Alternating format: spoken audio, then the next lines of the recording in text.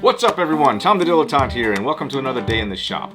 Today I'd like to talk about cordless tools. Anyone who's been in the DIY realm for a while is bound to have collected a number of cordless tools over the years. Me, I started with Dewalt. And the Dewalts that I started with were the 18 volt Dewalt stuff, back when 18 volt was all the rage. Now of course we're up to the 20 volt and the 20 volt max and so forth. And one thing that you're gonna find if you're anything like me is that sooner or later all your shit's gonna be obsolete. Some of my most commonly used tools, my drill, my cordless circular saw, and my sawzall, all run on obsolete battery tech.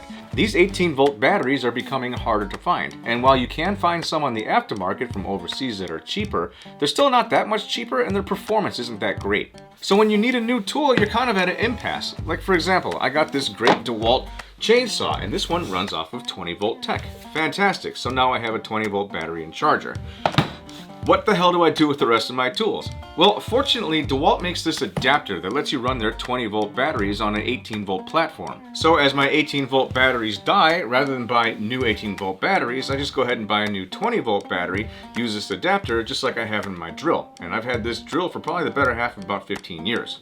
And while this has served me well for a while, I just learned that this adapter does not work with all of Dewalt's 20 volt batteries. Check this out. Here's that 18 volt adapter plugged into my drill, and with it I've got a 20 volt max battery, a smaller amp hour one. Fits fine. But look at what happens when I try to put a 6 amp hour 20 volt battery in. You see this shit? The adapter has these little tongs on the end that are conflicting with the battery. I can't get this battery in. Now, I don't know if this is Dewalt's way of saying, hey dumbass, that battery is not supposed to be used with that adapter in any of the things that is going to fit. But you know what? In the immortal words of Rage Against the Machine, fuck you, I'm not going to do what you tell me, I'm going to make it fit.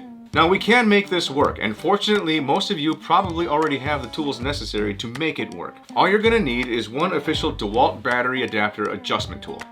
These tabs are basically just extraneous plastic appendages, so what I'm going to do is just set it down and lop them both off. Once they're out of the way, you can see that the higher amp hour 20 volt battery works just fine. Now, I don't really need a higher amp hour battery for a drill, but for things like the old 18 volt sawzall or the circular saw, having that higher amp hour battery is definitely going to come in handy. I chew through far too many of these little batteries when using something like the circular saw that it just slows me down. These higher amp hour batteries are exactly what I need. But it was all for naught if the freaking adapter is incapable of accommodating the higher amp hour batteries. So if you want to do this or perhaps run into this problem yourself, there you go, simple solution. I hope that helps out. On a different note, as much as I enjoy using my Dewalt tools, I have started to make the shift over to Milwaukee. Milwaukee's M18 powered tools have so far served me pretty well. The main ones that I use right now are a 1/2 and 1/4 inch impact, this little work light, and then this 3/8 inch ratchet. I'm not saying that one is necessarily better than the other, but when and if this Dewalt drill dies, I think I'm going to upgrade it with a Milwaukee one. But I'll tell you what, this thing I've had forever and it just won't die. Aside from the incompetently designed battery adapter, I have been impressed with Dewalt's competently designed tools. How about you? What kind of tools do you use on the regular? Me, I like some of the brand name shit like the Dewalt or Milwaukee's for things that I use a lot of. For things that I don't use a lot of and just need once in a while, I'll go ahead and use a Harbor Freight tool or a Ryobi or something a little bit cheaper just to get the job done. Well, that's it for this one, folks. Thank you as always for watching. I hope you enjoyed it. If you did, hit that like button. Consider subscribing if you haven't already. Till the next time, this is Tom the Dilettante saying have a good one, keep on tinkering, and keep on learning. Take care.